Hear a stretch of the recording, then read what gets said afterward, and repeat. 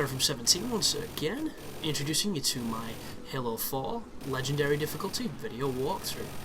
This is Mission 6, entitled Shutdown, and this is a sped up version of this firefight in the sky, because this takes quite a while to shoot these things, and I didn't want to bore you with the details, because this is not challenging, it's just a little bit tedious if anything.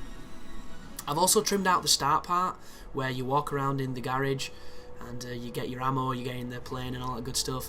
The reason I did that, folks, is not because I want to damage this guide in any way, but it's because, for some reason, now that Microsoft has passed this law against videos on YouTube by them and monetization, it's kind of fucked my account. Even though I did not try and run monetization on these videos, it just immediately blocked it. And it's affected my channel, it's affected my standings, and for whatever reason I cannot upload videos longer than 15 minutes or they get rejected. So I'm kind of walking a tightrope, which is a pain in the ass, but it is what it is. And you're not missing anything, so hopefully we should be cool.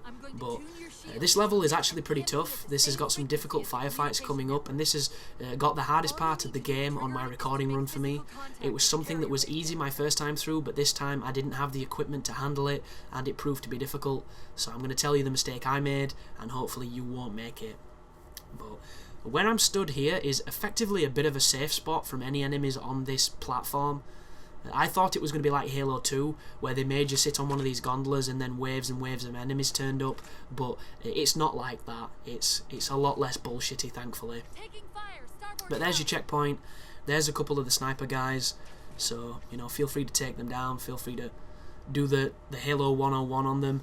And the only thing you want to watch out for, which is not apparent right now, is if any of the Promethean enemies have that red circle on their face, because it means they've got a binary rifle, and your biggest problem in this section is dying instantly because of the binary guys, and you need to kill them quick or they will fuck you up. It's not even funny, folks. They kill you so quick, it's pretty rough. But for this first instant, you're taking on the Covenant, and the Covenant are definitely the easiest faction, because they don't throw as dense a force at you as they used to. Like, you never generally fight hunters with other things, you never really fight a big group of elites unless it's a specific moment, so it's not too bad. As I charge the awesome railgun, that you should really use it like a noob tube, because it's super powerful that way. But all this is going to be here, folks, is rushing checkpoints, playing it safe, playing it smart, taking your time, finding ammo, sniping, all that good stuff, and getting those checkpoints. So I'm going to talk about some other topics. And at this moment in time, I don't really have, you know, too much specific gaming things to talk about. The guides that are coming are all pretty self-explanatory. I still need to finish Darksiders 2. I need to finish my Let's Play of Saints Row the 3rd. And I also missed a mission on Ghost Recon Future Soldier called Gallant Thievery. And thank you to the person that pointed that out. I did the mission, I recorded the mission, I commentated the mission, but for some reason I didn't upload it, and I deleted the folder with all the files in when I thought the guide was complete. Because one thing you'll find is when you make something like this, when you make a guide of a game that's quite long, and you've been staring at it for so long, arranging it, commentating it, editing it, you can't see the forest for the trees sometimes, and you do need outside people to point things out. And because that guide had been up for so long and no one had mentioned that this level was missing, I assumed it was fine, and I got rid of the assets, which is a mistake, but I still owned the game, and that level is not a challenging level. There's one section that's a bit awkward, everything else is simple, and I'm just going to re-record it and pop that up when I get a break from the big projects coming out. But that aside, yeah, the gaming news, because of the software I use, I'd have to get my laptop to check the news, which is something I might do in the future videos if I keep running out of things to say. But I'm going to go through some of the films that I've been watching, because one thing that this channel does a lot, and that is discussions of films, because I love films. I always have, I always will. My taste change as I grow older, and they change for the better, I believe. I no longer can be, you know, sated by just a simple action film. It has to have some depth, which is obviously a good thing, because you can't live off of Arnie films forever, even though they're still pretty damn amazing in all their cheesiness. But the film I watched quite a while ago now, but it's still fresh to memory, is Cabin in the Woods. And I tried to get my girlfriend to watch this with me. She had no interest because she knew it was a horror film. She didn't know what type of horror film it is, but it doesn't make a difference to her. If it's horror, she's not interested. And my dog's barking again, and I'm going to go downstairs right now and kick it. But animal cruelty aside, I'm not too sure why my girlfriend doesn't like the films that are horror related. Aside from, she doesn't like scary. She don't like being scared, and I think a lot of people can relate to that, because I didn't used to like being scared. But there's definitely a transition where being scared in a safe environment starts to be a thrill, much like a roller coaster, much like, what adrenaline junkies get, and I do believe that's why people enjoy the films. And for me, I don't generally get that scared with these films because I've been so desensitized thanks to my childhood, where my sister pretty much exposed me to all kinds of horrors at a really inappropriate age, which probably explains a lot. But anyhow, Cabin in the Woods, if you don't know, is a modern retelling of the age-old bunch of teenagers go to a cabin in the woods and get murdered by, said paranormal activity / serial killer thing / monster thing, whatever generally they add into to make it the horror film it is. And it's an extremely self-aware and well-written film. And I'd expect nothing less thanks to Joss Whedon, because Joss Whedon is really good at this kind of thing. They're not gonna make this easy, are they? And this section here, by the way, folks, you see how I just got a checkpoint? 2 knights have landed on this platform now. They both can be killed quite simply, but I decide to hide from them because I think if I kill them, then more will spawn. That was my logic here, and I haven't tested this, but I would implore you to go and kill them. Because when this pulls up, there's going to be a bunch of enemies with binary rifles, and you're going to have to kill them anyway. And it's significantly easier to kill them when you don't have to worry about being one-shot sniped by some douchebag over in a tower. Trust me on that. This section, they killed me like 10 to 15 times just trying to do it, so save yourself the torment that I went through by just murdering them while you're moving. It's much, much easier. But Cabin in the Woods, this is going to be spoiler, so if you haven't seen it, please go watch it. It's a great film. It's well worth your time.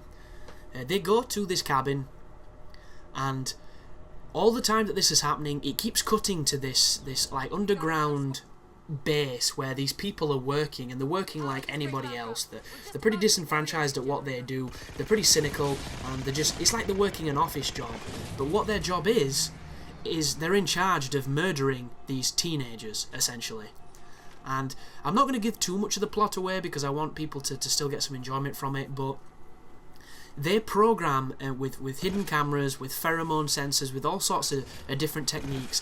They kind of control the events like Big Brother in this house to guarantee that these people die, and they die in creative ways. And just like any good, area of life where you work in an environment that deals with death a lot, they've got a dead pool that's between the different factions of the company, and there's all sorts of little macabre moments where it's got very, satirical humour. It's pretty damn great. And essentially these teenagers pick from this treasure trove of items in this basement, in this cabin, of what monsters or what creature they want to kill them. And whichever one they pick up brings a different monster towards this environment to try and, think of it like Running Man with monsters. Only there's no Arnold Schwarzenegger and it's not quite as camp. But I can't get over how well realised it is. There's a little twist that happens which I completely saw coming, and the story of it is kind of, you can guess it, but you're still enjoying it, and you're still enjoying where it takes you, because there's a moment where they catch a lift, where the dichotomy of the film definitely changes, and it changes to just awesomeness, because it's like, wow, this is really going this direction, and you just sit back, enjoy it, and it's a really fun horror film. It's one of the most fun horror films I've seen in a long time, so I would definitely recommend it for you. It's not too gory, it's not too scary, it's just it's almost like a Scream, if you ever saw the original Scream, where if you watched it with the right vision, it was a horror film. But if you watched it, looking at it for what it was, you could see the humour, you could see the comedy, and you could see that it was taking the piss out of itself, essentially. And Cabin in the Woods is really self-aware, but it's serious at the same time, and there is gags in it, but they're unconventional, and it's good. I liked it a lot. So I would definitely say check that out. There's me missing with the binary rifle. You don't want to do that, folks. It's too good to miss. Far too good.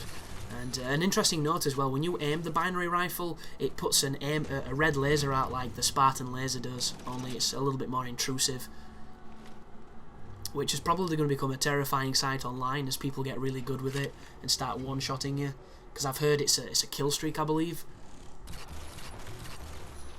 And everything I hear about the Halo 4's multiplayer makes it sound like it's a lot less Halo and a lot more Call of Duty, which is a good thing for me. So maybe I'll be able to invest some time and actually, you know, have a good time with it, as opposed to shouting at my television because no fucker dies, and then when you think you're about to kill somebody and he's running away, you're following around a corner and you run into 4 of his friends and you don't even get the kill. Halo 101. But another film I saw is the remake of Total Recall. And this is a really interesting one, because I am a massive Arnie fan. I embrace the cheese, I embrace the complete and utter, you know, talentlessness that is Arnold Schwarzenegger's acting career, but at the same time it's fun, it's silly, and they were great movies in a time where you could make silly great movies. And Total Recall is a much more serious take on a Philip K. Dick novel, where a man basically goes to have a memory implanted in his head, and when they do this, it turns out he's already had his memory augmented, and it sets off a chain of events that end up sending his entire life into chaos. And it's the exact same setup. Colin Farrell plays a guy who's working a dead-end job. Well, I say dead-end job, it's a job. He doesn't like it. He keeps feeling like there's something more, there's something better. He has a persistent dream about a woman and about being shot at and dying, or nearly dying type deal. And all they've really done with the premise is completely take out of the equation the word Mars. So now instead of Mars, it's just like, you know, there's these 2 factions. There's Australia, which is essentially a giant slum where all the scrubbers live, and then there's Europe, which is really nice.